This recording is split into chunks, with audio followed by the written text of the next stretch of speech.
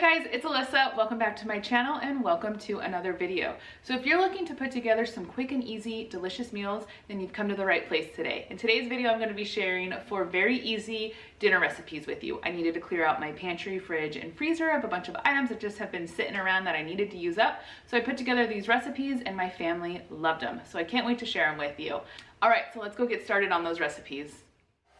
So the first pantry meal I'm going to be sharing with you are these super easy and delicious honey mustard chicken sliders. So I had a bag of these lightly breaded chicken nuggets in my freezer that only had a little bit left in the bag, and I wanted to use it up because it was taking up space. And then I also had some of these Hawaiian rolls in my freezer as well. So I saw both and I thought, let's try out some sliders with these. So I first started out by getting the chicken nuggets into my air fryer, and then I moved on to slice my rolls. And I sliced them a bit funky. I wasn't paying attention. I had 2 little ones running around the kitchen, dancing along to some music. So I got those into my oven under the broiler to toast up. And while my rolls were toasting, I sliced up my tomatoes, lettuce, and I pulled out some of my pickles. And I cooked my pre-cooked bacon in the microwave. I just used the Black Label thin sliced bacon that I get at my local Sam's Club. And then I moved on to make the honey mustard sauce for this. So if you want to try and keep it super easy as possible, you can use honey mustard dressing if you have that on hand. I didn't, so I decided to make my own sauce because I had everything for it. So for the sauce, I just mixed together 1/4 cup of mayonnaise with about 2 tablespoons of honey, 1 tablespoon of Dijon mustard, about 2 tablespoons of yellow mustard, and then the juice of half of a lemon, and then I mixed it all up.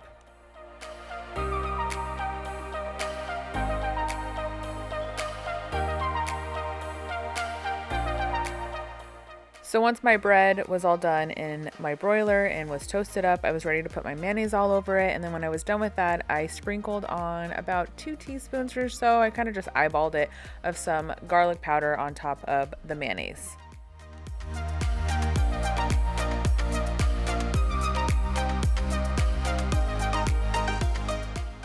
So now that I'm done with that, I was ready to build my sliders. So I just took these chicken nuggets and I placed, 1 to 2 pieces onto each roll, just enough to cover the roll. And as you can see, I run out of these at the end as I'm placing these on the rolls. And so I put a chicken nugget, a dino chicken nugget on it. That was my kid's, and I ended up giving that to my 6-year-old and she loved it. So you got to do what you got to do to make it work, right? So when I was done with that, I drizzled on a generous amount of the homemade honey mustard sauce that I had made up. And then I put some shredded medium cheddar on next.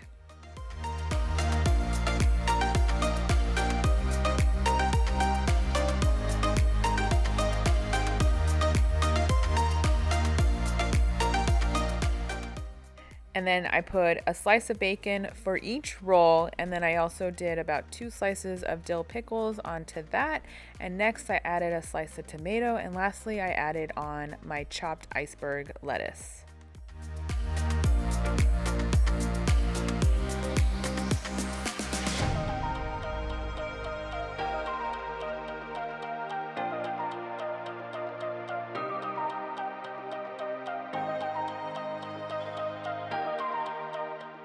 And lastly, I just sprinkled on some seasoning. So I just did a little bit of some salt and then some pepper. And I also did a little bit of some Italian seasoning because I thought that would go well with it.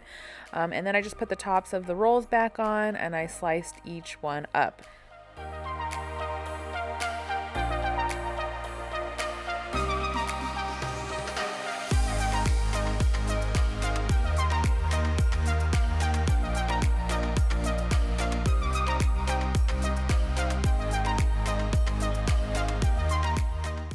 So I served these alongside some artichokes that I needed to get used up. I got at my local Trader Joe's and they were kind of starting to turn. So I wanted to get them cooked up and used before they went bad. So I just steamed them in my pressure cooker, my multi-cooker. They turn out so great that way, super easy. And I made up a little aioli sauce to go with it and it was ready to go. So this dinner was a huge hit with my family. It was super easy and it turned out so good.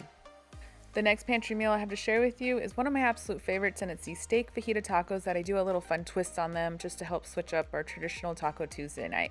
So the first thing I did was get my onions and bell peppers cut up. So I sliced up 2 bell peppers with half of an onion, and then I prepped my steak. So skirt steak or flank steak would both be great options for this meal, and I did about 1 pound of steak cut into thin strips that I seasoned with some of the Kinder's blend seasoning. If you don't have that seasoning, don't worry, just use salt and pepper, it'll be fine. And then I got my cast iron skillet over medium to high heat, and I added in about 1 tablespoon of salted butter.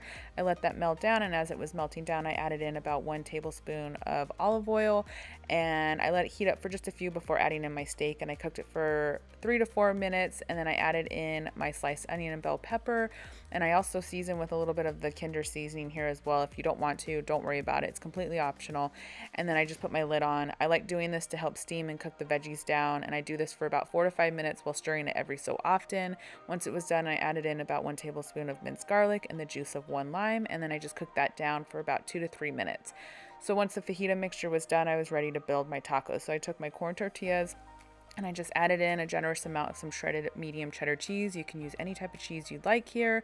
And then I put the fajita mixture on top, and I got a few made up before moving on to my next step. So I put a large nonstick skillet over medium heat.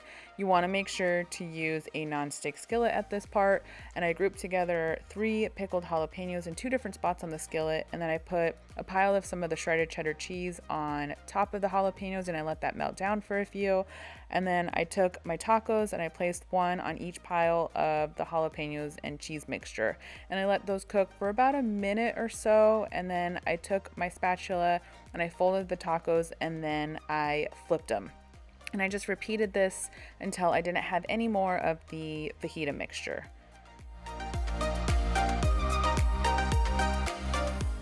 Next, I made a dipping sauce for the tacos, so I mixed about 1/3 cup of sour cream with about 1 tablespoon or so of some tapatio. If you want it a little bit spicier, then definitely bump this up a little bit.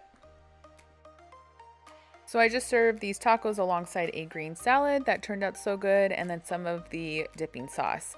So making these tacos is just a great way to switch up your traditional Taco Tuesday night. It's fun, it's so good. They always turn out excellent with this crispy cheese and jalapeno crust, and I really think you could put so many different types of fillings into your tacos. You don't necessarily have to do the fajita mixture, but it is very good. I think you would really enjoy them.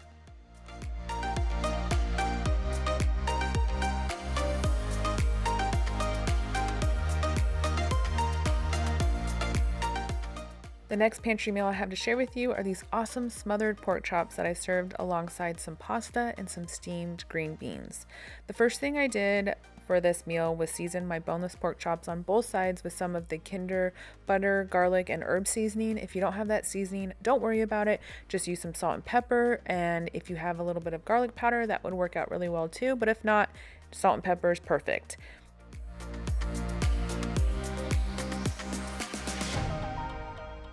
Then I melted down about 2 tablespoons of some salted butter in my cast iron skillet, and I added in the pork chops. I cooked them for about 4 to 5 minutes, and then I flipped them and cooked them for another 4 to 5 minutes, just until they were fully cooked through. I did double check them with my meat thermometer, then I just removed them from the pan and I set them aside. By this point, my water for my pasta was boiling, so I added in my pasta to get that cooking, and then I moved on to get my creamy garlic mushroom sauce made.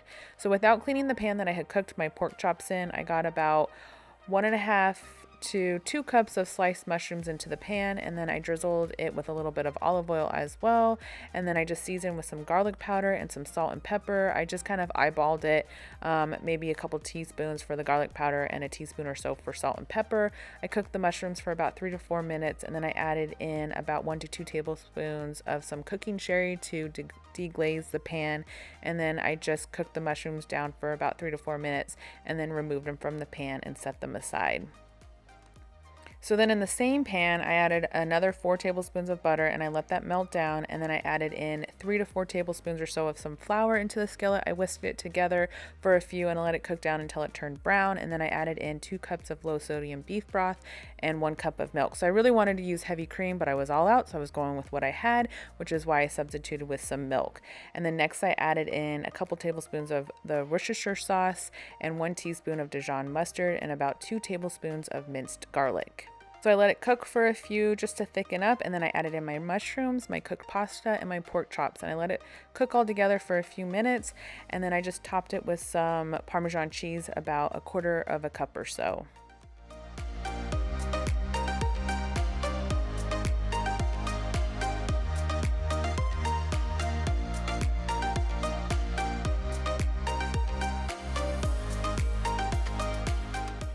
So I served this alongside some steamed green beans that I had just lightly seasoned with some salt and pepper, and it was the perfect comfort meal for my family, and everybody really enjoyed it.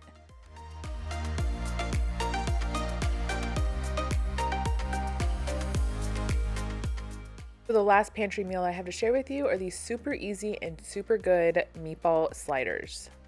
So I actually had a bag of some leftover meatballs that I had made for Easter that I wanted to use up and not have to throw into the trash because they were so good. If you don't have leftover meatballs, you can use frozen meatballs for this. And I also had some leftover dinner rolls from Easter as well that I wanted to use up. So I just cut all of my dinner rolls in half and I lined my casserole dish with them. And then I just cut up the meatballs that I had made for Easter into little pieces just so I can cover the bottoms of these rolls.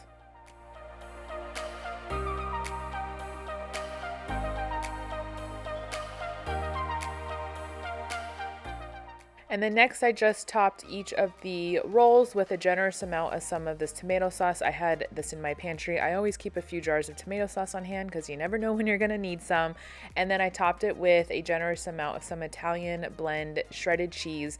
This, if you don't have Italian cheese, you could really use mozzarella cheese, Parmesan cheese, really anything would go really well with this. I just put the tops of the rolls back on and then I covered it with foil before I put it into my oven just because I'm gonna bake this for a good while and I don't want the tops of my rolls to get burned.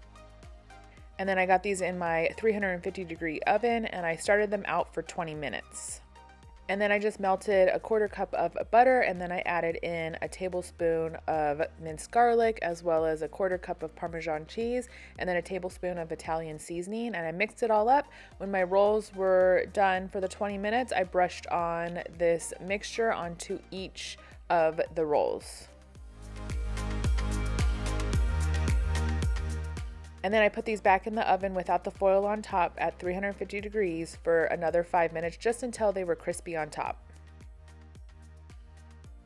So I just served this alongside some steamed broccoli, a little bit of our Jello salad we had left over from Easter, and some extra tomato sauce for dipping.